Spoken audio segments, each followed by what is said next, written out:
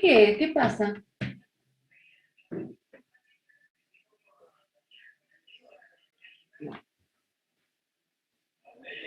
Ah,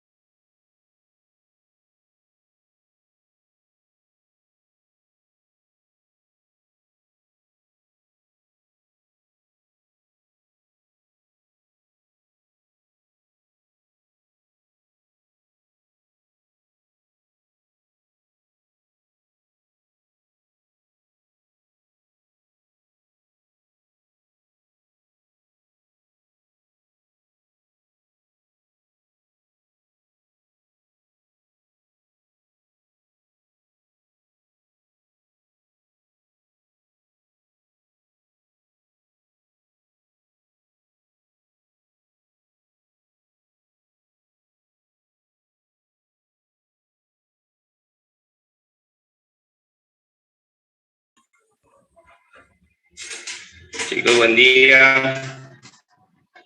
Hola, Nati. ¿Me están escuchando?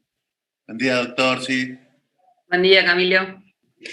Hola, sí, buen día. ¿Estamos todos?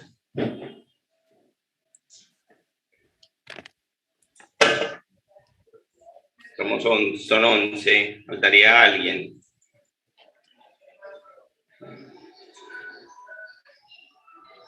Bueno, Chicos, yo me presento, yo soy el doctor Morales, soy del servicio de dermatología del hospital. La idea es que hoy lo saludará el doctor Álvarez, que es el jefe del servicio, pero está en este momento en una reunión en dirección. Entonces, un poco yo les voy a dar la bienvenida, las pautas de la cursada, y luego van a tener la clase de lesiones elementales con Natalia, que es la coordinadora de los residentes, ¿sí?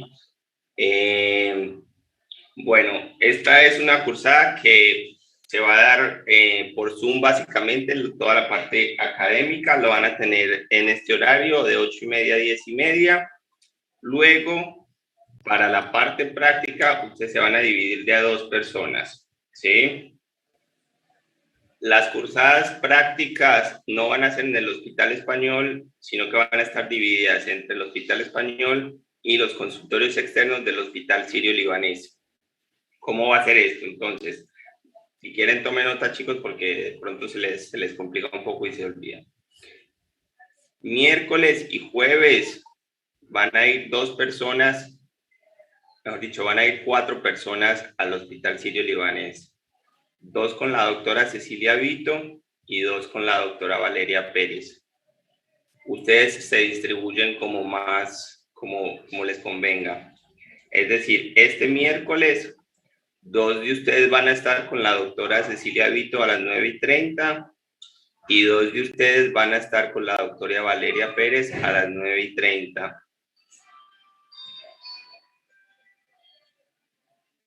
Chicos, me confundí. Olviden todo lo que les dije. Este miércoles, 2 de ustedes van a estar con la doctora Cecilia Vito a las 9:30. Y el jueves, 2 de ustedes van a estar con la doctora Valeria Pérez a las 9:30. En el Sirio todo eso. En el Sirio. Ahora les paso la dirección de los consultorios externos. Entonces, miércoles 2 con Cecilia Vito y jueves 2 con Valeria Pérez, ¿sí? Mismo se repite la próxima semana. 2 el miércoles con Cecilia Vito y 2 el jueves con Valeria Pérez. Ahí están 8 personas. ¿Estamos claros? Quedan faltando 3 personas. No sé si hay alguien que no se encuentra en el país. Ustedes me dirán, de los 11, ¿hay alguien que no esté en el país y no pueda aplicar los prácticos? Asumo que no, que todos. Bueno, ahí quedan 8. Los 3 restantes van a venir al Hospital Español este jueves a las 8 de la mañana. Y ahí quedan los 11. Ya les voy a conseguir la dirección de los consultorios de...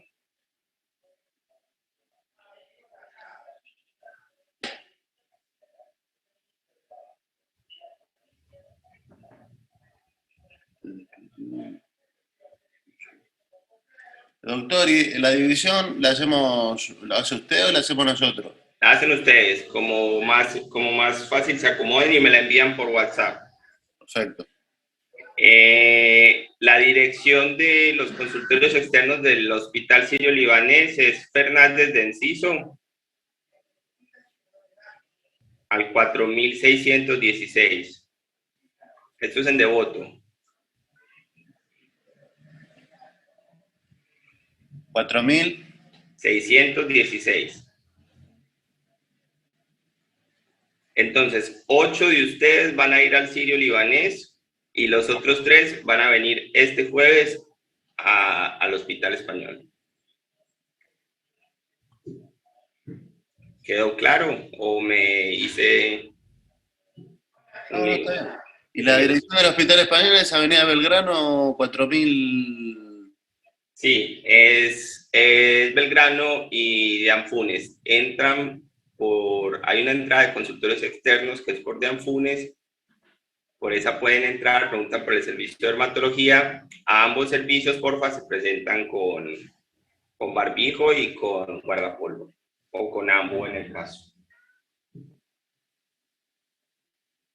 Bueno, eso en cuanto a la parte teórica. en cuanto a la parte práctica. En cuanto a la parte teórica, algunas clases van a ser dadas, como la de hoy, por Zoom en vivo, y los días que ustedes estén cursando en la mañana, es decir, los jueves, los miércoles y los jueves, ese día no va a haber clase por Zoom porque ustedes van a estar en el Sirio, sino que les vamos a mandar los videos de algunas clases.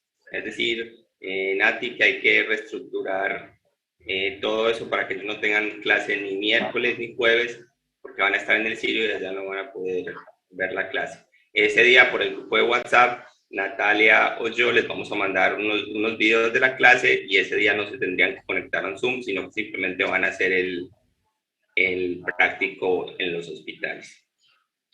Luego, el viernes de la próxima semana, ustedes rinden, se toma por una videollamada de WhatsApp, llamamos a cualquiera de los médicos, la doctora Simoes o los llama el jefe del servicio, el doctor Álvarez, nos lleva a tomarles por vía una videollamada de WhatsApp. ¿Listo? La bibliografía, ahorita Nati se las explica cuando les esté dando la clase de lecciones elementales, y cuando tengamos un poco más armado el cronograma con estos cambios que fueron de última hora, se las hacemos llegar por el grupo de WhatsApp. ¿Te parece, Nati?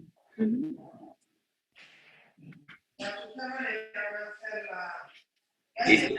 ¿Tienen alguna pregunta o arrancamos con la clase de hoy? La cursada práctica, buen día, es las 2 semanas, ¿no? Esta semana y la que viene. Sí, miércoles y jueves, todos van un día a la práctica. Miércoles y jueves de esta semana, miércoles y jueves de la próxima semana y jueves de esta semana acá en el Hospital Español. Perfecto, gracias. Y doctor, una consulta. Si, por ejemplo, a mí me toca el Hospital Español, ¿la Sí. semana que viene es otra vez el Hospital Español o cambia?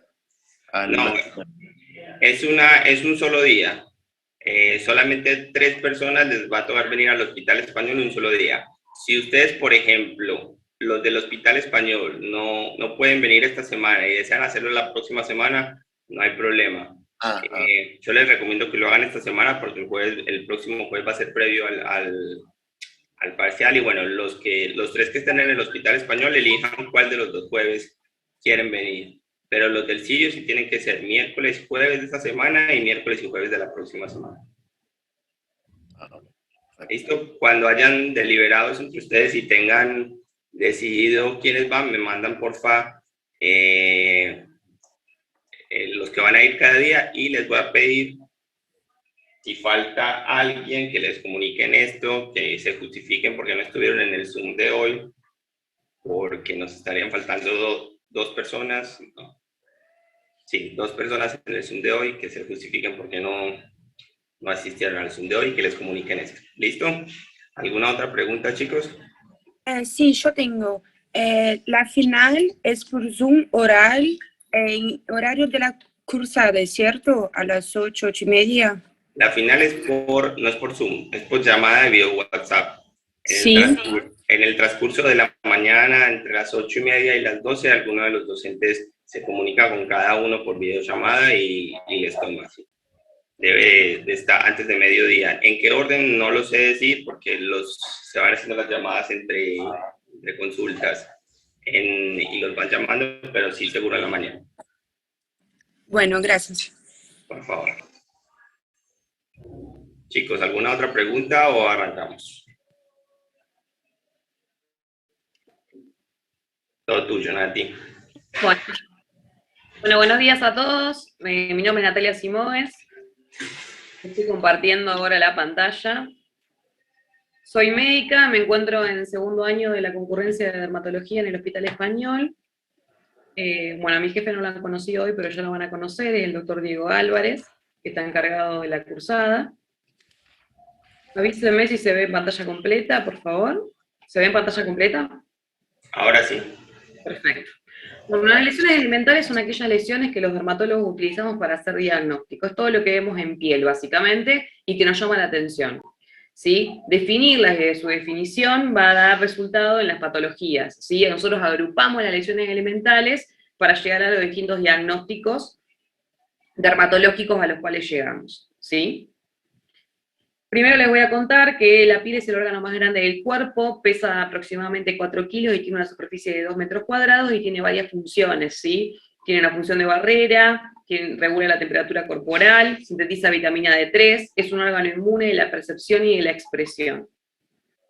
Se divide en 3 capas, la epidermis, la dermis y la hipodermis, ¿sí? La epidermis es un epitelio plano estratificado, que está formado principalmente por queratinocitos, que tienen una membrana basal que la divide de la dermis, y la epidermis sí está formada por un montón de queratinocitos que van madurando desde una capa basal, tiene 6 capas en total la epidermis, hasta una capa superficial que es la de corneocitos, ¿sí? O la capa córnea de la piel, la cual tiene un proceso de descamación fisiológico que dura aproximadamente 28 días. En la dermis encontramos los anexos cutáneos, encontramos las glándulas sebáceas, el pelo, las glándulas sudoríparas y los plexos vasculares. La epidermis es avascular, así que la dermis se pliega en papilas, ¿sí? Para aumentar la superficie de contacto con la epidermis y de esta manera nutrirla a través de un proceso de imbibición, ¿sí? Es decir, la epidermis es totalmente avascular, pero la dermis tiene todos los vasos, las estructuras nerviosas y el pelo con sus glándulas y las glándulas sudoríparas. Ahora, si vamos más profundo en la piel, encontramos a la hipodermis, que está formada por adipocitos, separadas entre sí por tractos de tejido conectivo, y en esos tractos de tejido conectivo de la hipodermis van a transcurrir nervios y vasos también, que luego, por supuesto, contactan con el músculo, ¿sí? Si seguimos en profundidad. La dermis se va a dividir en una dermis reticular y una dermis papilar. De esto en realidad no se suelen hacer preguntas, pero tienen que saber cómo está formada la piel, ¿sí? Al menos las estructuras básicas, porque luego la alteración de cada una de las células es de donde derivan las distintas patologías, ¿sí? Como para entender un poco la etiopatogenia de la piel. Acá están las capas vistas al microscopio, ¿sí? Fíjense cómo la dermis son puros adipocitos, ¿sí? Es prácticamente todo tejido graso y hay estructuras vasculares y nerviosas. Y eso solamente a modo ilustrativo, ¿sí? No tienen que saber, por supuesto, nadie les va a poner una imagen en un microscopio en el examen, ¿no? Lesiones elementales. Se dividen en primarias, secundarias y combinadas.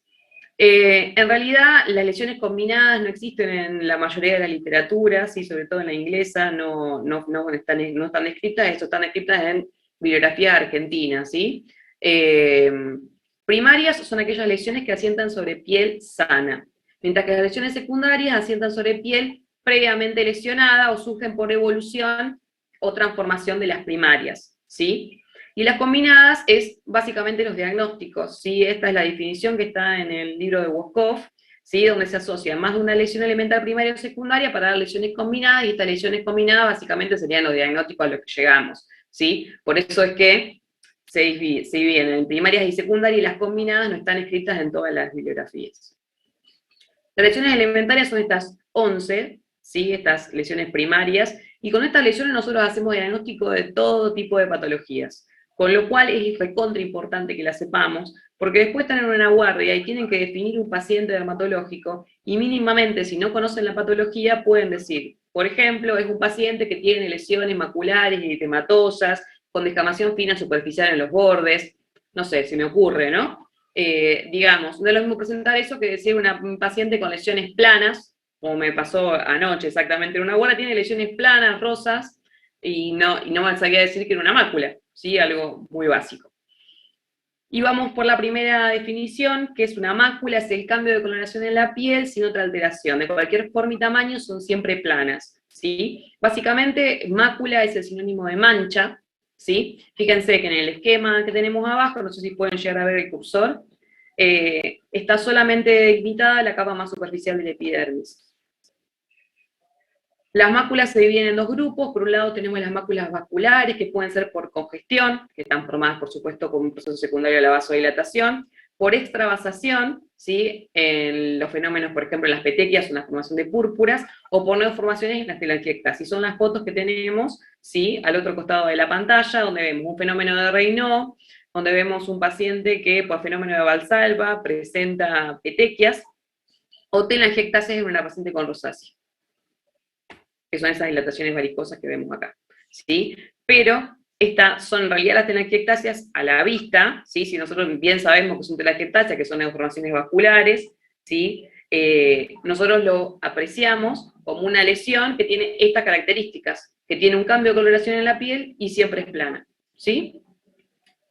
Otro tipo de máculas son las máculas pigmentarias, ¿sí? Que van a depender básicamente de la producción de melanina por los melanocitos. Los melanocitos son células que le dan color a la piel. Son células dendríticas que tienen miles de prolongaciones. Cada prolongación, ¿sí? Va a atrapar a los queratinocitos, ¿sí? Y a través de un proceso de fagocitosis le entrega a los queratinocitos la melanina, ¿sí? Tienen, por supuesto, organelas específicas de melanocitos para poder expresar la melanina y a través de un proceso de fagocitosis le va dando la coloración a la piel. Si nosotros hacemos una biopsia de piel en las lesiones maculares pigmentarias, ¿sí? Y no encontramos ningún melanocito, estamos hablando de una patología que se llama vitiligo, ¿sí? Que se presenta principalmente como esta foto que vemos, que es la primera imagen que se observa, como máculas de bordes bien definidos, periorificiales, simétricas, en un paciente adulto joven, y a ese paciente hay que estudiarlo, por supuesto, porque puede tener, por ejemplo, una tiroidopatía, diabetes, ¿sí? Alguna otra enfermedad reumatológica, es decir, hay que hacer un estudio más profundo de ese paciente porque siempre hay otra patología autoinmune asociada. Mientras que si hacemos una biopsia y encontramos un aumento en la producción de melanina, un aumento de melanocitos, decimos que estamos viendo, por supuesto, un paciente con una mácula hipercrómica, es decir, con un aumento en la coloración. Estamos hablando, por ejemplo, de un paciente con melasma y otras patologías, pero este es el ejemplo más básico que di. Yo no llego a verlo, ahí está. Es un paciente con melasma que tiene estas máculas de bordes bien definidos, bien separados de piel sana, que se encuentran principalmente en mujeres en edad fértil, ¿sí? Corresponde a un estímulo estrogénico a partir del cual los melanocitos se estimulan y aumenta la producción de melanina, y de esta manera podemos ver estas lesiones, ¿sí? Hiperpigmentadas, de bordes bien definidos, separados de piel sana, que suelen ser en mejillas, en la zona centrofacial, en la línea alba, y esta principalmente se presenta en pacientes embarazadas. También hay otro tipo de máculas pigmentarias, que son las hipocrómicas, ¿sí? Donde hay una disminución en la producción de melanina, como la pitiriasis alba, donde se ven estas máculas grisáceas, ¿sí? Está descrita como, si quieren pueden decir que son máculas hipocrómicas de bordes mal definidos, se presentan principalmente en rostros, son asintomáticas, suelen ser bilaterales, pero pueden ser unilaterales también. En la pitiriasis alba es una enfermedad totalmente pasajera de los pacientes en edades tempranas, ¿sí? Que no merece ningún tipo de tratamiento y es autorresolutiva. Y otros pigmentos, por ejemplo, los tatuajes. Pápula. Tiene que acordarse acá en la definición, cuando en el examen le pregunten, y en realidad yo les voy a hablar del examen, pero lo que tienen que saber ustedes es para la vida, ¿sí? No solamente para el examen. Una pápula, acuérdense de las heces para el examen, pero acuérdense para la vida también de esta misma regla memotécnica. Es una lesión sobreelevada, sólida, superficial, y esas tres heces tienen que estar siempre, ¿sí? Porque es muy importante saber que está confinada la epidermis, es muy importante saber que es sólida al tacto, que es pequeña, que es superficial, y al ser superficial y no alterar la zona de membrana basal, que es una zona que divide la epidermis de la dermis, que es esta zona remarcada en violeta en la imagen que están viendo, ¿sí? Que reviste por encima a las crestas papilares de la dermis. Esa línea de membrana basal, cuando está alterada, los procesos dejan cicatriz. Eso es muy importante que lo sepan, porque entonces cuando un proceso deja cicatriz, sabemos que dañó por lo menos la zona de membrana basal, es decir, que avanzó en profundidad. Y en estas imágenes que podemos ver acá, vemos las verrugas planas epidérmicas, o podemos ver, por ejemplo, una urticaria, donde vemos la pápula edematosa dérmica, que es típica de un paciente con un rayo urticariano. Hay otros tipos de lesiones que presentan pápulas, como por ejemplo el líquen plano, donde vemos las pápulas dermoepidérmicas, que son estas placas, estas pápulas. Perdón, tengo acá un intruso que me está molestando. Son pápulas poligonales, purpúricas, pruriginosas. Acá tienen que acordarse la regla de las P en líquen, ¿sí? Tienen este tipo de lesiones. La presentación más típica de las lesiones es de esta manera. esto es un líquen, ¿sí? Y no se lo van a olvidar. Cuando vean un paciente con líquen, es un paciente con líquen, ¿sí? Es muy importante que sepan, cuando vean las lesiones papulares, fíjense qué distinto es el líquen a una pápula, por ejemplo, por acné, o a una pápula por edema, como tiene la otra imagen. Son todas pápulas, ¿sí? Sin embargo, la presentación clínica es bastante característica de cada una. La placa. Es una sobreelevación que cubre una superficie grande en relación con su altura, generalmente se forma por confluencia de pápulas, es decir, una placa son pápulas que se unen para formar una lesión sobreelevada que tiene una superficie grande en relación a su altura, que pueden involucionar espontáneamente con tratamientos sin dejar cicatriz porque están confinadas a la epidermis y son bien superficiales. Por ejemplo, la típica placa es la placa de erisipela, ¿sí? Y fíjense, otra placa, que si la tenemos que definir, es una placa extensa, de bordes bien definidos, de coloración eritematoviolacea, cubierta por escamas blanco-nacaradas adherentes, y esa es la definición de la psoriasis vulgar, ¿sí? Este es un paciente con psoriasis, que se presenta principalmente en la zona sacra, en los codos, en los huecos popliteos, puede afectar también las articulaciones, puede afectar el cuero cabelludo, presentarse de manera palmoplantar. Eso es totalmente una presentación frecuente de la psoriasis. Vesícula. Es una lesión sobreelevada que contiene líquido, es menor a 5 milímetros, o sea, son chiquititas, son multitabicadas y se ubican en la epidermis. Por supuesto que el virus de herpes simple tiene que mencionarse cuando hablamos de vesículas, porque si bien en todos los eczemas existen vesículas, existen vesículas también en otras patologías, así como en el prurigo, es decir, hay vesículas en muchas patologías, el herpes es una patología que van a ver frecuentemente y tienen que saber reconocerla, ¿sí? Esta es una paciente que tiene un herpes zóster, fíjense, las lesiones sobreelevadas, y a esto presten principal atención. Hay muchas lesiones, ¿sí?, que las van a ver sobreelevadas y no van a ver el contenido líquido. Cuando una lesión con contenido líquido se destecha, ¿sí?, ya sea, lo van a ver más adelante en la clase, una vesícula, una pústula o una ampolla, va a formar una costra, que es otra de las lesiones elementales que tenemos que ver, ¿sí? Entonces, cuando nosotros vemos una costra, lo que tenemos que pensar es que antes había una lesión elemental primaria que formó esa costra, ¿sí? Entonces tenemos que pensar que antes había otro tipo de lesión en la piel nos está hablando, ¿sí? Entonces, en todas lesiones que veamos sobreelevadas, con contenido líquidos, chiquitas, multitabicadas, de ubicación superficial, estamos hablando de una vesícula. Y según su mecanismo de formación, pueden ser por edema intercelular en el eczema por contacto, por generación valorizante en el virus de herpes simple, o de generación reticular también se encuentra en el virus de herpes. En realidad son dos procesos que se continúan.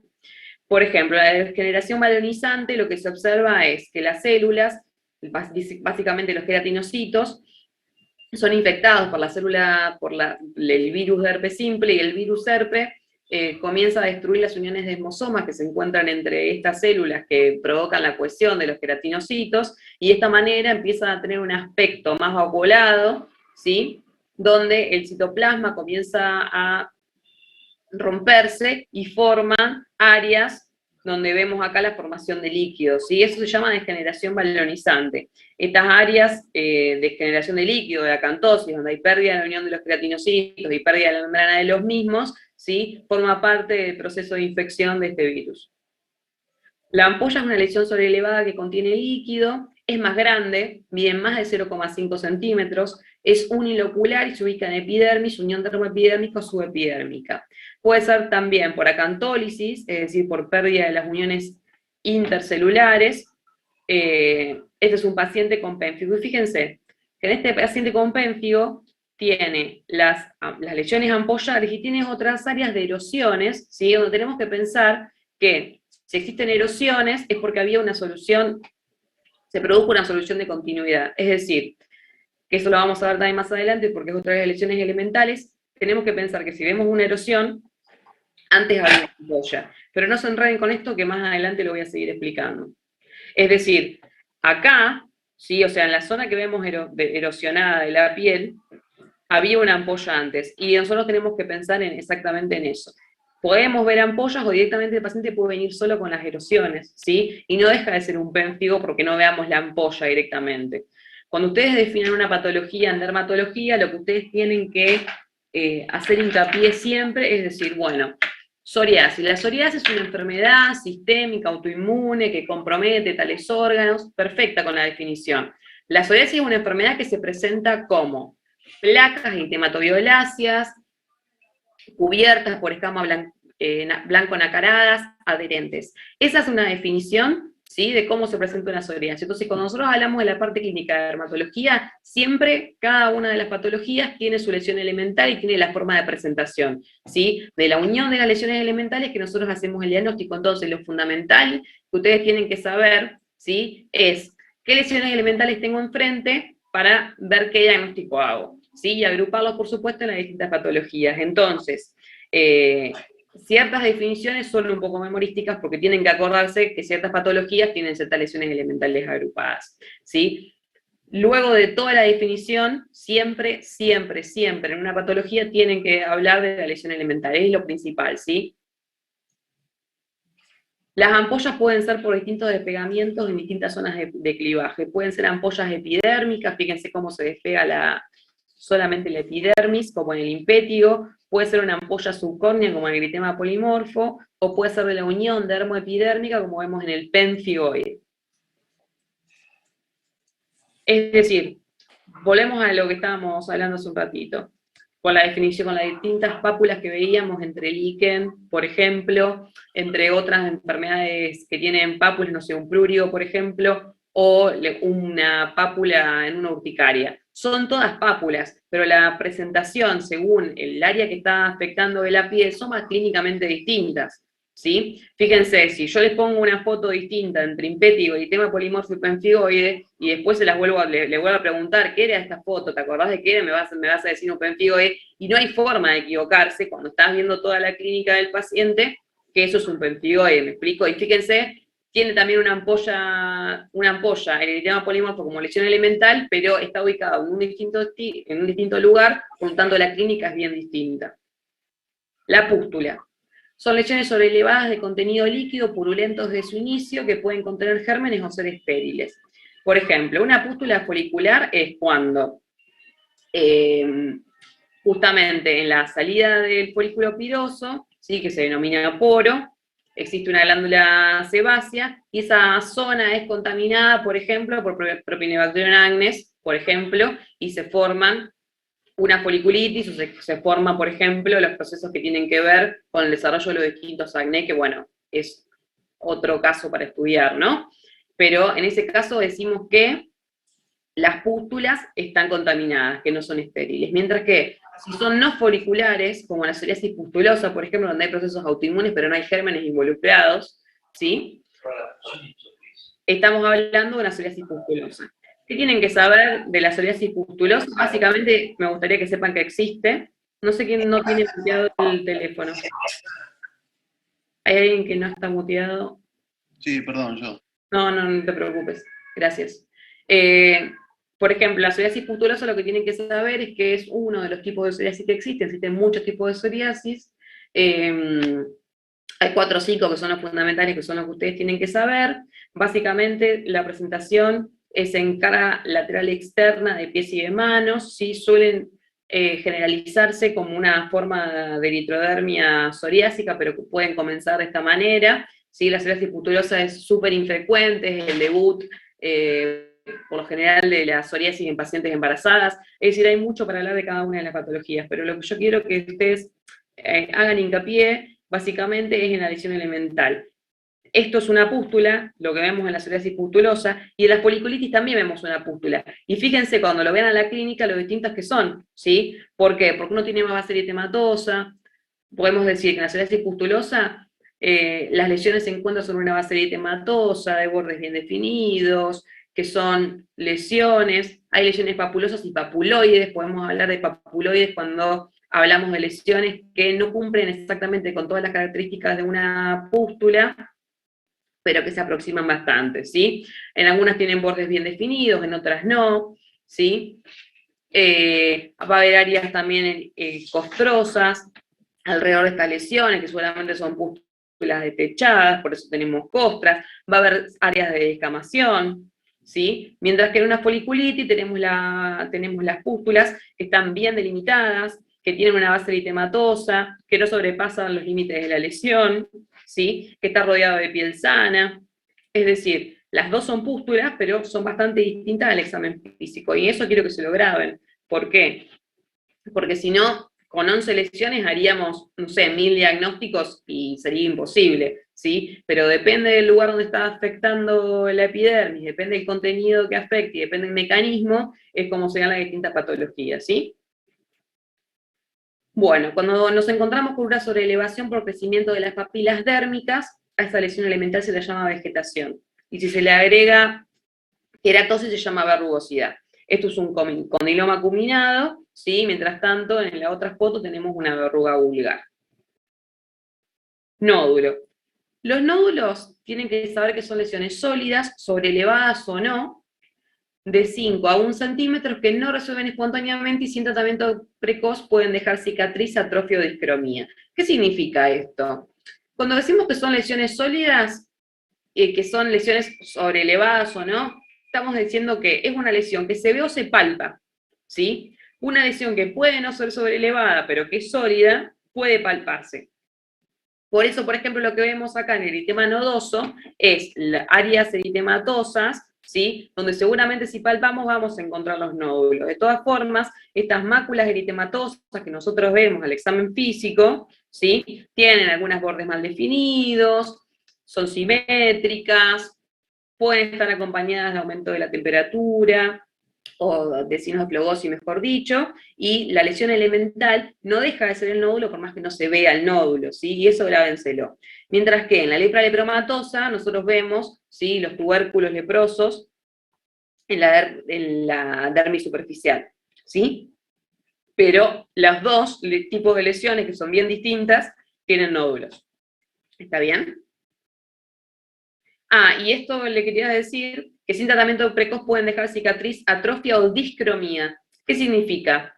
Por ejemplo, si yo tengo un paciente con una lepra lepromatosa, por más que afecte dermis superficial, seguramente cuando este proceso resuelva o este proceso sea, no sé, requiera, por ejemplo, una exéresis por criocirugía o algún otro tipo de terapéutica quirúrgica que vamos a hacer, puede ser que deje cicatriz.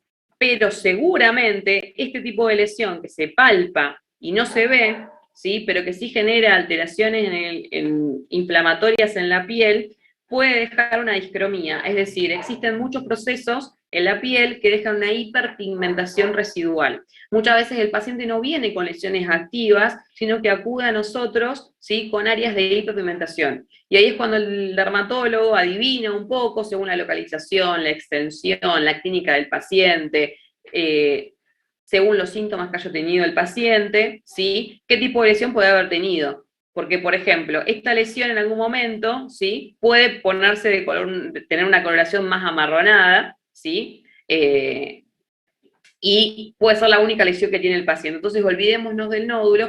Podríamos pensar, por ejemplo, que el paciente tuvo un eczema que resolvió con hiperpigmentación residual. Es así como los procesos inflamatorios se presentan de esta manera en dermatología, ¿sí? Entonces, ¿pueden tener cicatriz? Sí, si la cicatriz cura con atrofia, puede tener áreas de atrofia y puede tener una discromía, sería un área inflamatoria, ¿sí? Que generó una alteración en la coloración de la piel, ¿sí?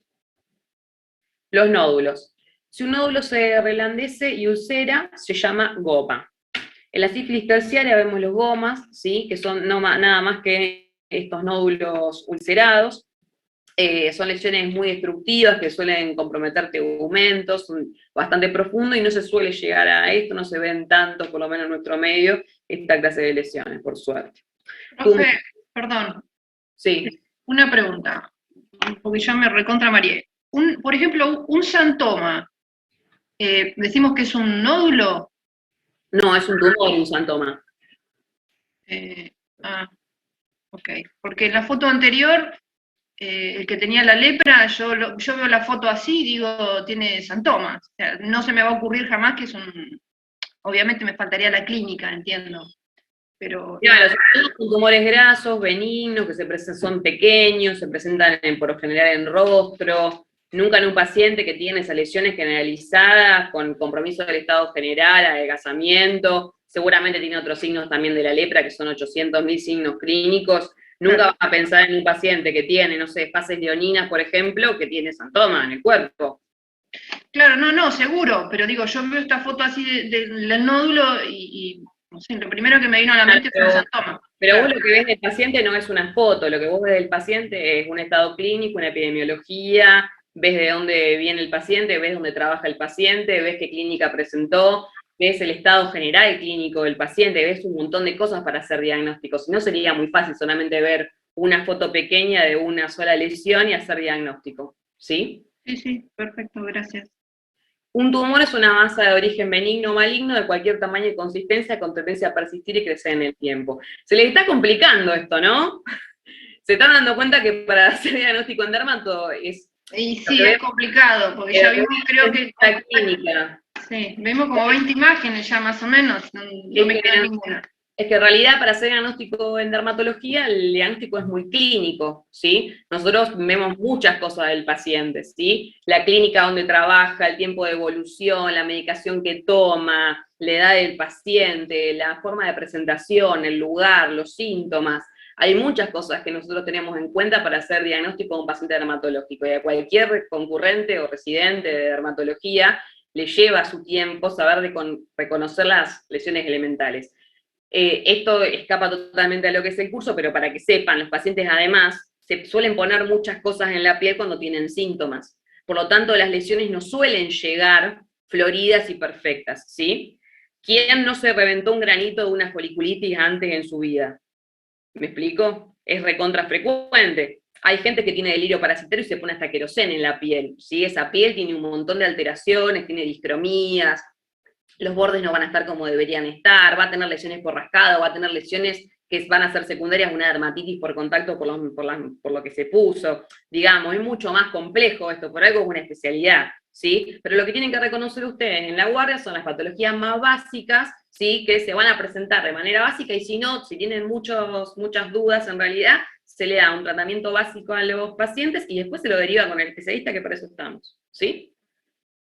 Tumor. Es una masa de origen benigno o maligno de cualquier tamaño y consistencia con tendencia a persistir y crecer en el tiempo, ¿sí? Si vemos una lesión, ¿sí? Esta lesión, por ejemplo, es un carcinoma vasocelular, la primera foto, donde vamos a ver bordes bien definidos, una superficie lisa brillante. Vamos a hacer el diagnóstico. Nosotros también usamos el dermatoscopio para hacer el diagnóstico de esto. La primera foto es un CBC ulcerado, ¿sí? Por lo general, los CBC se pueden presentar de esta manera o se pueden presentar como la famosa perla córnea, como se llama, que tiene una superficie lisa brillante, y a la dermatoscopía se encuentran un montón de características que hacen que nosotros hagamos el diagnóstico. Y por supuesto que las lesiones se biopsian, ¿sí? Porque hay que definir un montón de cosas, hay que definir la profundidad de la extensión del CBC, si invade o no invade capas profundas, hay que definir en estos casos si los bordes están libres de lesión, si no lo están, una vez que se reseca y demás. Con lo cual es bastante complejo, pero si ustedes ven este tipo de lesión en un paciente, estaría buenísimo que sepan derivarlo, ¿sí? Acá ven una foto de un SEC, ¿sí? Que es un tumor de bordes menos definidos, que suele ser lesiones eritemato-costrosas, pueden tener áreas ulcerativas o no, la dermatoscopía se suelen ver algunos patrones de vasos que son característicos, como los vasos en coma, los vasos glomerulares, hay distintos tipos de SEC, digamos, para reconocer un tumor, hay diplomaturas que se dedican solamente a reconocer tumores. Lo que me gustaría que ustedes sepan es, bueno, mira, esta lesión a mí me llama la atención, ¿sí? Voy a hacer que lo vea un especialista el día de mañana. Y para el examen, por supuesto, y también para su vida deberían saber, ¿sí? Que es toda masa benigna o maligna de cualquier tamaño y consistencia que tiene tendencia a persistir en el tiempo. El tiempo de evolución es súper importante para los tumores, ¿sí? Estos pacientes probablemente tienen esta lesión que no crece en meses, sino en años, ¿sí? Para los tumores. Hay algunos tumores que tienen un crecimiento más rápido, que son muy característicos, que de todas formas se siguen los pasos como con cualquier tumor. Todos estos pacientes van a ser pacientes que son sometidos a un interrogatorio, que se les hace una biopsia, que se les hace dermatoscopía, que se delimitan las lesiones, que pueden llegar a ir a plástica para las resecciones, a no ser que haya crioterapia también se puede hacer, digamos, son pacientes complejos para manejar, de todas formas es el manejo de especialista. Para mí, con que sepan reconocer que es una lesión que les llama la atención y lo van a derivar, es genial y cumple con la finalidad del curso. Escama. Es la eliminación o acumulación anormal de células córneas de manera perceptible. La descamación normal no es perceptible. Ustedes están descamando todos los meses, ¿sí? Y no lo ven. Pero cuando vemos estas placas blanco-nacaradas que están adheridas a la adhesión, por eso son blanco-nacarada adherentes, ¿sí? Estamos hablando de una psoriasis, ¿sí? ¿Hay otras lesiones que cursan con escamas? Sí, ya lo vamos a ver.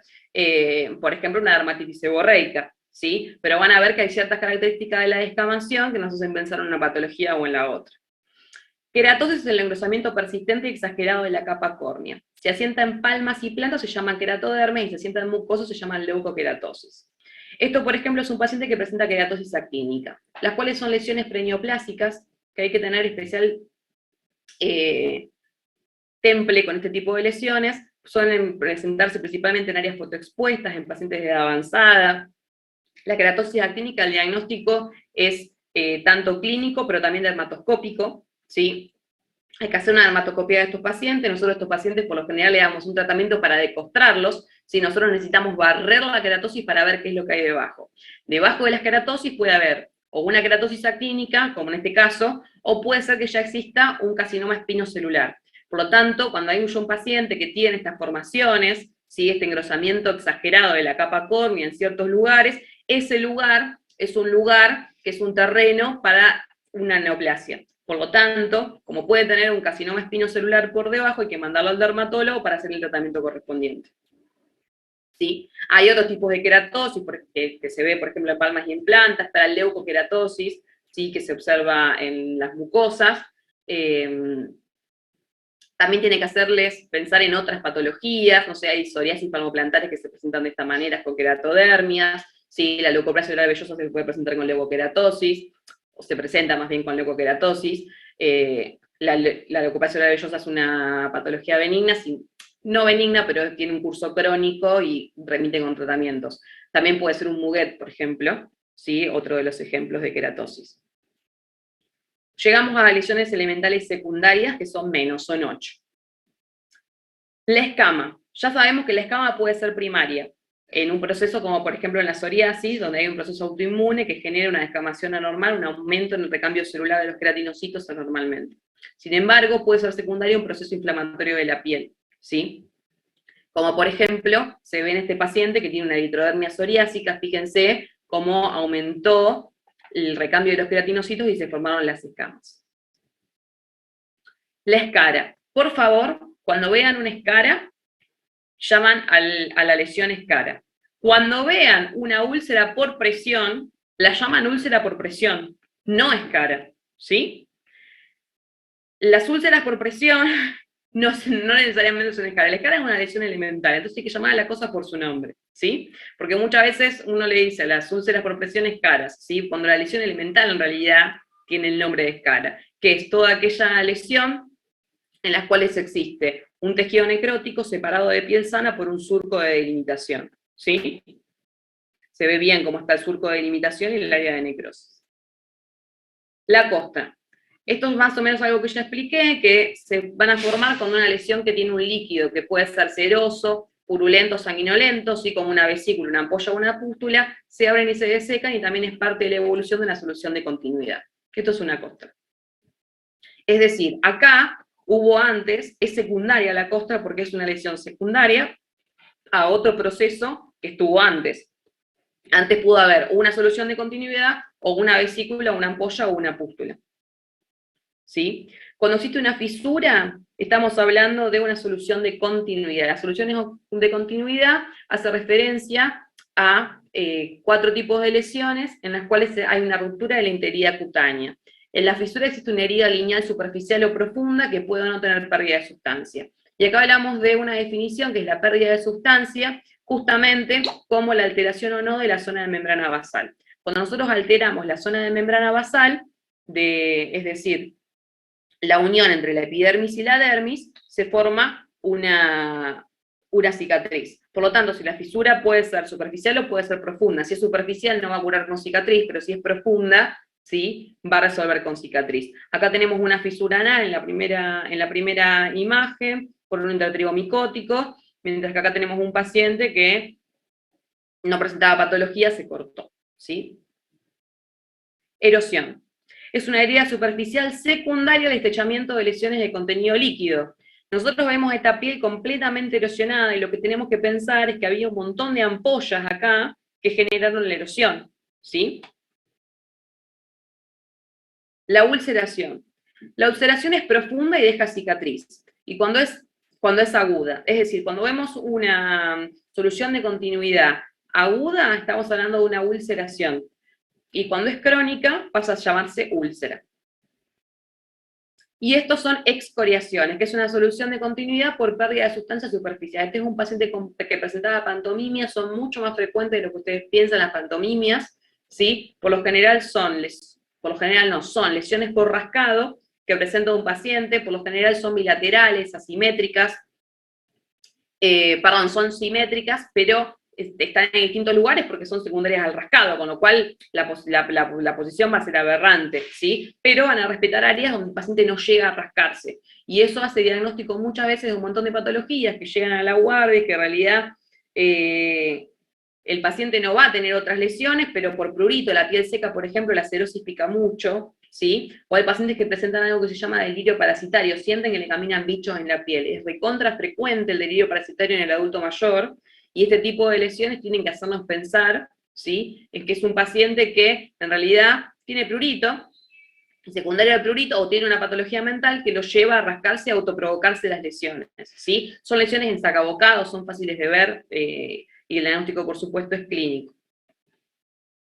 La atrofia es la disminución del espesor y la elasticidad de la piel como consecuencia, la piel se pliega y se arruga fácilmente. Las típicas estrías, ¿sí? Más llamadas estrías, son atrofia. La esclerosis es el endurecimiento o enduración de la piel circunscripto difuso que se detecta más fácilmente a la palpación. Esto es importante, los procesos de liquenificación. Se observa un aumento del espesor del cuadriculado y de la pigmentación de la piel secundaria al rascado. Fíjense en la primera foto y fíjense en la segunda, el esquema muestra tal cual cómo se ve la piel. Y eso es una piel liquenificada. Y se ve el aumento de espesor y se ve el aumento del cuadriculado y se observa el cambio de pigmentación en la piel, ¿sí? Y por lo general el paciente le picaba, ¿sí? Estos son autoprovocadas las lesiones. Vamos a ver cómo repara una solución de continuidad que afecta la zona de membrana basal. Lo hace con una cicatriz, ¿sí? Las cicatrices hay varios tipos. Yo acá coloqué la cicatriz queloide solamente como para que ustedes vean lo que es un queloide, ¿sí? Que es una cicatriz en las cuales el tejido de reparación conjuntivo epitelial se extiende más allá de los límites de la lesión que le da de origen, de la solución de continuidad que le da origen. Pero existen muchos tipos de cicatrices. Una cicatriz normal suele ser una línea fina, del mismo color de la piel, ¿sí? Que no va a sobrepasar los límites de la lesión que le dio origen. Mientras que si es hipertrófica, son elevaciones más gruesas del tejido, sí que van a ya estar por encima del nivel de la piel que le dio origen.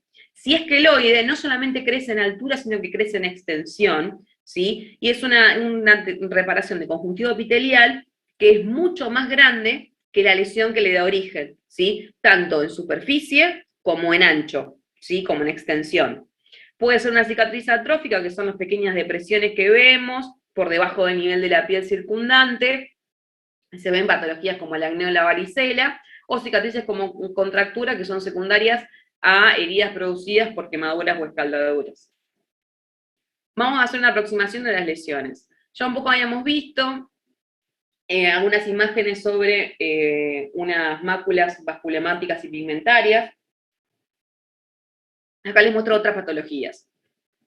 Todas son máculas, para empezar. Pero fíjense que distintas que son. Un síndrome de Raynaud, que se presenta como una mácula, pueden ser las vasculohemáticas por isquemias, pueden ser generalizadas o localizadas, eso lo van a encontrar todo en el libro.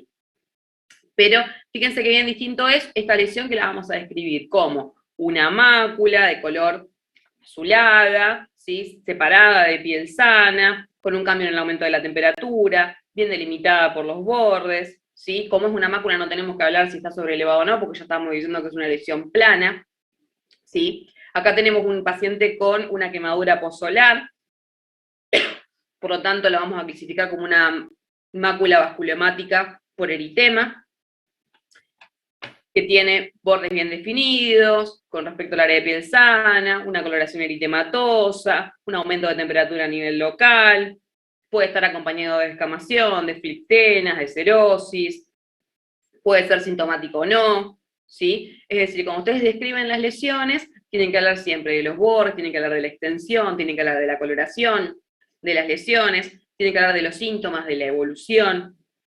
Todo lo que puedan decir de la lesión, ¿sí? Es súper importante y va a ayudar al diagnóstico. Vamos a ir a las pigmentarias. Esto, por ejemplo, esta foto que vemos acá, vamos a ver lesiones que tienen bordes festoneados, quizás no es la mejor foto para ver una pitiriasis versicolor, ¿sí? Producida por Malassezia purpur. Es una micosis, ¿sí? Que principalmente se da en raíces de los miembros, en espalda, en áreas que están expuestas y en áreas que juntan mucha humedad y que favorecen el desarrollo del hongo. Hay otras máculas pigmentarias también, como vemos en este paciente, es otro paciente con melasma, pero también hay otro tipo de máculas pigmentarias, como son, tengo un montón de fotos, por ejemplo, otro tipo de máculas pigmentarias, como son los tatuajes, la ictericia, algunos cosméticos fotosensibilizantes, ¿sí? Acá vamos a hablar un poco de los eritemas inflamatorios o exantemas, ¿sí? Fíjense bien cómo en un sarampión, ¿sí? El eritema inflamatorio respeta áreas de piel sana, mientras que en la escarlatina no se respetan áreas de piel sana. Y como es un eritema inflamatorio, ambos desaparecen en la vitropresión. Eso es importante, porque cuando el mecanismo de la extravasación, que puede ser intravascular o extravascular, como en las púrpuras, ¿sí? Estas no van a desaparecer a la vitropresión, ¿sí? Acá tenemos una angiodermitis ocre purpúrica y pigmentaria o dermatitis ocre, ¿sí? Y acá tenemos un paciente con una púrpura. A esto acá ya le salió un poco de todo, acá tenemos la pitiriasis versicolor, el melasma, las cefélides, la pitiriasis alba, el vitiligo. Un paciente con ictericia también se define como un cambio en la coloración de la piel, que aumenta solamente en extensión, pero no hacia su superficie, por lo tanto estamos hablando también de lesiones maculares, ¿sí? Que puede ser por una mácula por pigmento, entonces lo definimos de esta manera. Las papulosas. Las principales patologías que ustedes tienen que conocer dentro de la dermatosis y papulosas que van a tener una clase es urticaria, líquen y prurigo. Acá lo importante de la clase es que ustedes sepan que es una pápula, que es esta lesión elemental primaria, sobrelevada, sólida, superficial, que es pequeña y que resuelve espontáneamente sin dejar cicatriz porque es superficial justamente y no afecta la zona de membrana basal.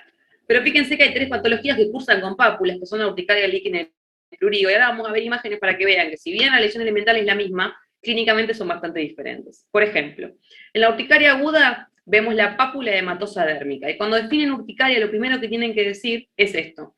La urticaria aguda es una enfermedad que se presenta con una pápula hematosa dérmica, que pueden confluir y formar placas que son mayores, ¿sí? Pero siempre lo que vamos a ver es son estas papulitas. Por lo general, cada una de estas pápulas o abones, que también se llaman así en la urticaria, no duran más de 48 horas. La característica de la urticaria es que son pápulas evanescentes. Estas pápulas, en toda la patología, no cada una de las pápulas dura hasta 48 horas, pero la patología suele, espera un segundo, estoy viendo el tiempo que tengo, 8:30, 9:30, no, creo que estamos bien. Cuando confluye van a formar las placas, pero una urticaria se va a dividir en aguda y crónica según el periodo de duración. Es decir, es una urticaria aguda antes de las 6 semanas. Luego de las 6 semanas hablamos de una urticaria crónica, pero cada una de las lesiones se caracterizan justamente por eso. El paciente te va a decir, tenía una lesión acá y ahora la tengo en el codo, y la tenía en la espalda y me salió en la cara, y ahora la tengo en la pierna, y entonces justamente es un rash migratorio la característica de la urticaria, ¿sí? Es decir, la pápula edematosa dérmica junta en características para hacer una patología. Pápula edematosa dérmica, presentan algunas zonas con placas, son evanescentes, migratorias, ¿sí? La duración en aguda y crónica, y ya con eso tenemos un montón de la patología, ¿sí? En el líquen, por ejemplo, también son pápulas, pero fíjense que acá tenemos la regla de las P's. Es la pápula dermatoidérmica poligonal, purpúrica, plana, lisa, que tiene bordes bien delimitados y que está surcada por estas estrías blanquecinas que se llaman estrías de Wickham.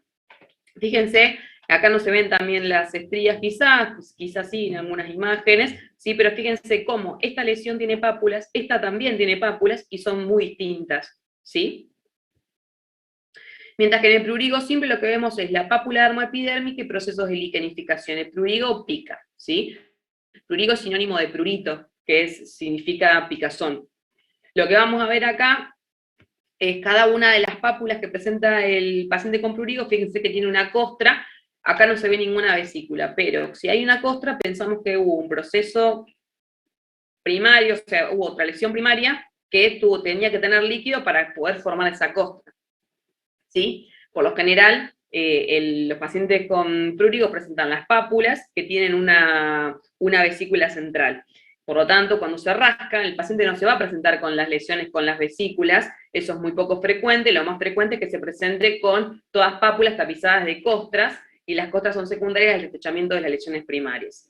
Lo que vemos, por ejemplo, acá es un paciente con un prurigo secundario a picaduras de insectos, que tiene áreas de impetigenización, fíjense en la coloración milicérica que tienen algunas de las costras que tiene este paciente. De vuelta, esto es una pápula en el prurigo, esto es una pápula en el líquen, esto es una pápula en la urticaria. Son 3 dermatosis papulosas, ¿sí? Pero son bien distintas en la presentación clínica. Vamos por las vesiculosas. Son lesiones dermatológicas consideradas dentro del grupo de las vesiculosas o los eczemas, porque comparten en la evolución distintos brotes, ¿sí? Los eczemas comienzan de esta manera, con una etapa eritematoveziculosa que es muy difícil de ver, por lo general es una etapa que dura poco tiempo, que es muy pruriginosa, donde el paciente comienza con el rascado. Tiene otra etapa que es secretante o exudativo. Y cuando digo comienza con el rascado, el paciente realmente se enloquece con los eczemas con el rascado, pican muchísimo. Hay otra etapa que es secretante o exudativa, donde lo que podemos ver es el destechamiento de las lesiones vesiculosas y áreas de erosión secundarias a ese destechamiento de algunas vesículas, ¿sí? Tiene otra etapa que es descamativa o escamosa, porque la piel comienza a regenerarse y comienza a producirse la liquenificación, que es el último paso. Entonces la piel comienza a cambiar de coloración, a engrosarse y aumentar el reticulado, ¿sí? Y por último está el proceso de liquenificación de los eczemas, donde en realidad la lesión no está activa, sino que lo que queda es una piel que se adaptó al estímulo que tenía, que era el rascado. Hay distintas entidades principales, como puede ser la dermatitis por contacto, la dermatitis atópica y la dermatitis seborreica. La dermatitis por contacto y la dermatitis atópica, las dos tienen eritema y vesículas, pero son bien distintas. ¿Por qué? En una dermatitis por contacto, las lesiones, tanto el eritema como las vesículas se van a encontrar en cualquier parte del cuerpo, porque no depende del estado inmunológico del huésped, sino que depende del contactante, ¿sí? Si yo, por ejemplo, no sé, me pongo algún tipo de sustancia, no sé, se me cae el limpiavidrio arriba del pie, de repente puedo tener en el pie una dermatitis por contacto. Si se me salpica ácido, no sé, en una mano, en el pecho, puedo llegar a tener en ese lugar una dermatitis por contacto. Voy a tener eritema de vesículas y la clínica va a depender, ¿se puede formar una ampolla también? Sí, claro que sí. ¿Sí? Va a depender del contactante, ¿sí? Mientras que en una dermatitis atópica, en cambio, existe una respuesta inmunológica del huésped a ciertas partículas de la piel que forman el eritema y las vesículas. Por lo tanto, la presentación clínica suele ser simétrica, bilateral, suelen ser individuos que tienen antecedentes de rinitis, eosinofilia, antecedentes de armas en los padres. Tienen que saber los criterios mayores y los criterios menores de dermatitis atópica para esto. Las áreas de presentación, que son principalmente en el cuello, en los codos, en las muñecas, es decir, simétricamente vayan bajando los pliegues, ¿sí? En el cuerpo. Codos, muñecas, rodillas, tobillos, ¿sí? Eso en cuanto a dermatitis atópica. Están los antecedentes de atopía del paciente más los tipos de lesiones características. Mientras que una dermatitis seborreica, en cambio, está formada por eritema y la descamación untuosa. Este es un paciente con dermatitis seborreica, pero un paciente con dermatitis seborreica con algún estado de inmunosupresión, porque la forma de presentación más frecuente no es esta. Yo en realidad les coloqué esta foto para que ustedes vean lo que es la escama untuosa. Como en la psoriasis veíamos una escama, pero esa escama era blanco nacarada, adherida a la placa, mientras que acá las escamas son de un color más amarillento y suelen estar más pegadas al pelo que a la piel, ¿sí? Suelen desprenderse con mucha mayor facilidad, que predominan en cejas, alrededor de las alas de la nariz, ¿sí? En sectores donde el paciente tiene mayor cantidad de cabello, ¿sí? En las áreas retroauriculares. Esa es una dermatitis seborreica. Bueno, llegamos al acné, que tenemos otras lesiones elementales, ¿sí? En el acné, la lesión elemental se llama comedón y tiene que estar siempre presente. Después, si el paciente tiene pápulas, pústulas, nódulos, quistes o cicatrices, vamos a definir a los acnés en pápulos pustulosos o acnés nódulo-quísticos. Y las cicatrices son la resolución de esos procesos previos que se fueron produciendo y que generaron una alteración en la zona de membrana basal. Es así como en las lesiones elementales del acné existen los comedones que son abiertos o cerrados. ¿Qué pasa en el acné? Lo que pasa es lo siguiente. Nosotros tenemos el folículo piloso que está adherido a una glándula sebácea. Existen varios estimulantes para que se desarrolle el acné. Entre ellos es un estímulo hormonal.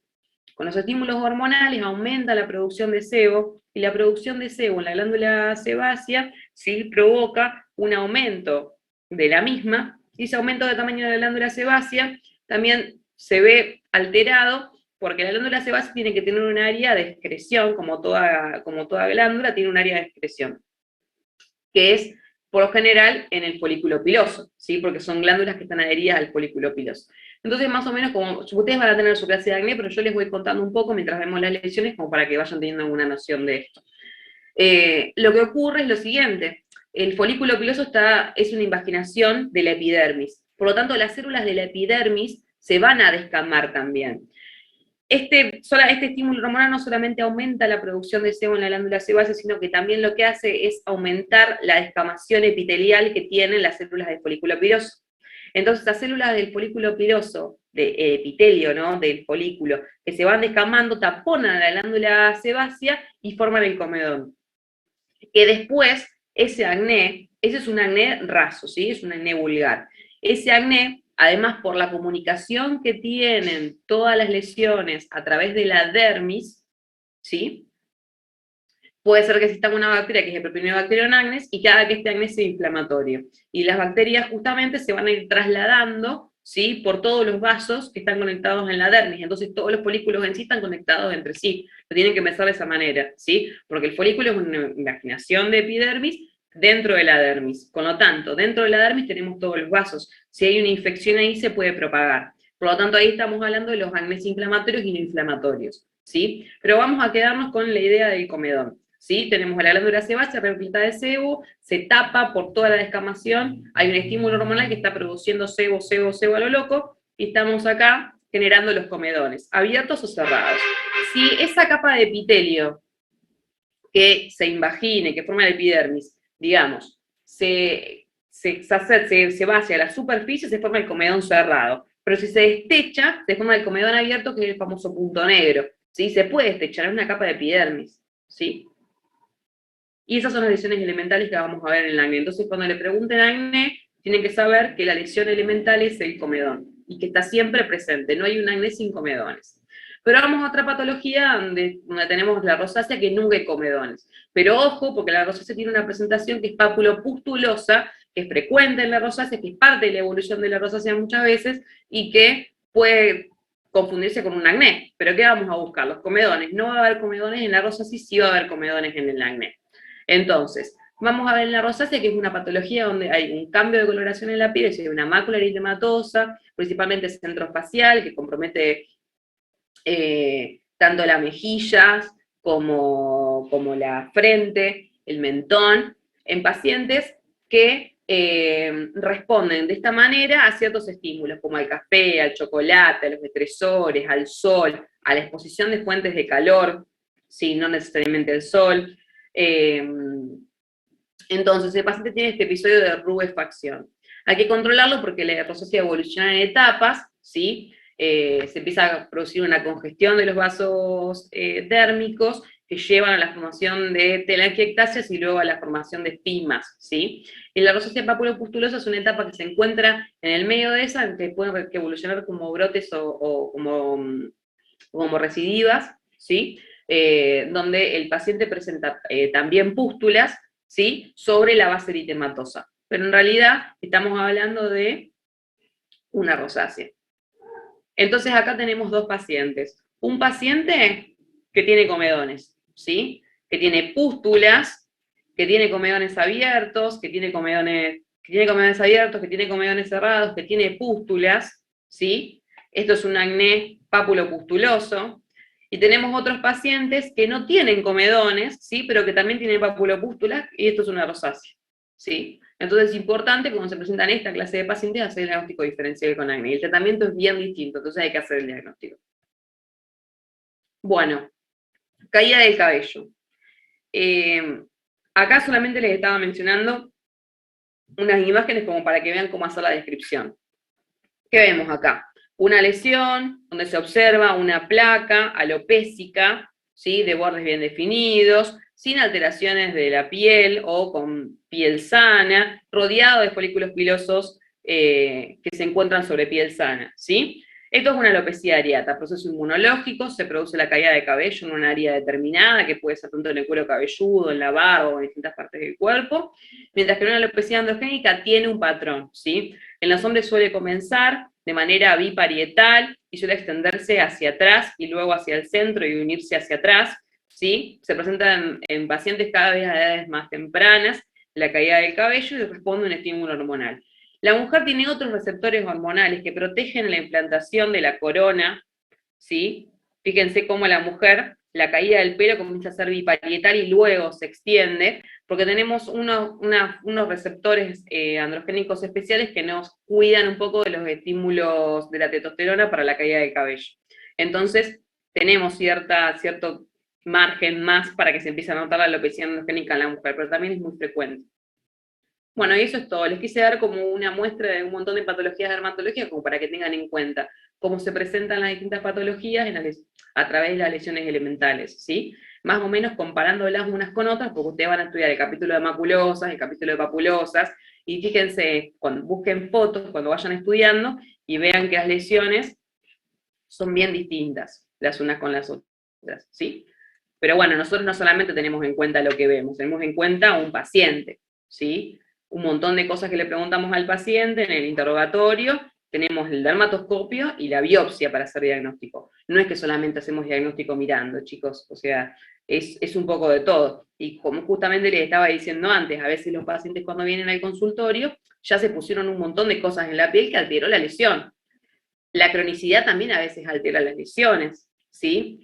El estado inmunológico del paciente altera las lesiones. Hay un montón de cosas que nosotros tenemos que tener en cuenta cuando se presenta un determinado paciente, pero es cuestión de hacerse el ojo del tiempo y, bueno, de seguir la especialidad, ¿no? Así que, bueno, los espero en Dermato. Yo no los voy a estar viendo ni los jueves ni los viernes, ni los jueves ni los miércoles, martes que están, pero sí los puedo recibir con brazos abiertos en el servicio cuando quieran venir. Pero que va a ser un jueves, van a venir 3, así que no hay ningún problema para que quieran conocer el servicio y quienes quieran seguir la especialidad están más que invitados a hacerlo. Van a encontrar todos los videos, como dijo Camilo, las clases se van a dar por acá de esta manera. Esto es a modo introductorio. Lo que tienen que saber hoy ustedes de acá es la definición de lesiones elementales. Pero cuando empiezan a estudiar cada una de las patologías, sería interesantísimo, ¿sí? Que lo primero que estudien de la patología es la lesión elemental. Y busquen fotos y digan, mirá cómo se presenta la descamación en una psoriasis, mirá cómo se presenta la descamación en una dermatitis seborreica. Son bien distintas, ¿sí? O la descamación en un eczema, que también tiene descamación. ¿Me explico? Son distintas lesiones elementales, o más bien la misma lesión elemental que se aplican de distinta manera a las distintas patologías. Y eso es lo que tiene interesante de dermatología, ¿sí? Que con muy pocas cosas, muy pocos elementos hacemos diagnóstico. Ahora les va a aparecer un montón, 20 lesiones elementales, pero en realidad son muy pocas cuando ven la cantidad de patologías distintas que vemos. Es tremendo, una de las ramas de la clínica que tiene mayor cantidad de patologías, ¿sí? Que se hace diagnóstico de mayor cantidad, por lo general, no sé, los especialistas manejan 2 o 3 enfermedades, nosotros tenemos 1000 enfermedades para manejar, es tremendo. Dermatología en ese sentido, es hermosa, así que cuando quieran charlamos de esto. Mientras tanto, estudien lesiones elementales, estudien, porque va a ser la primera pregunta para el examen, y porque tienen que saberlo también para la vida. El día de mañana, cuando presenten a un paciente dermatológico, tienen que poder definir una lesión elemental. ¿Cómo se aprende lesiones elementales? Con práctica, describiendo lesiones, ¿sí? Empezando por los bordes, los cambios de coloración, las lesiones que observamos, cómo está la piel alrededor, sobre qué base se encuentra. Después, por supuesto, se puede seguir por la clínica del paciente y demás, pero siempre la lesión elemental tiene que estar lo mejor descrita posible, porque el que lo lee o el que ve esa lesión tiene que poder interpretar para dónde están apuntando. Por ejemplo, si yo veo un eczema, no lo voy a describir como una lesión eritematocostosa, por ejemplo, porque yo sé que tiene descamación y no costras, y porque sé además que las lesiones eritematocostrosas suelen ser más frecuentes, una definición muy frecuente de las patologías tumorales. Entonces no voy a describir como un tumor un eczema. Esas cosas las van a saber cuando estudien. Si no estudian, nunca van a poder aprender cosas básicas que tienen la denominación de las patologías en dermato, ¿sí? Pero bueno, ya hay una jerga que cuando ustedes lean se van a dar cuenta que se va manejando, por ahí les parece mucho en una primera aproximación, pero si se meten justamente en el mundo dermatológico se van a dar cuenta que después la descripción de la lesión es algo que sale naturalmente, ¿sí? Así que bueno. Profe, ¿qué libro? Sí, ¿qué libro dijo? Mirá, la verdad es que creo que la facultad les pide que estudien de Fitzpatrick, la verdad que me parece un montón, el Fitzpatrick es larguísimo, es tedioso, yo lo uso para la especialidad, me parece innecesario totalmente, y creo que solamente en 2 semanas van a poder leer un solo tema, porque tiene 50 hojas cada tema, es imposible, inabarcable. Creo que el libro entero tiene 5000 páginas, con lo cual es imposible. Cómprense el Woskov, estudien del Woskov, sepan el Woskov entero, es cortito, al pie, es lo que tienen que saber, es lo básico. ¿Lo podría deletrear que no? Sí, porque en la plataforma todavía no hay nada. W-O-S, WOS, K, no, W-O-S-K-O-F-F, Woskov. Ok, perfecto. Listo, gracias. Es de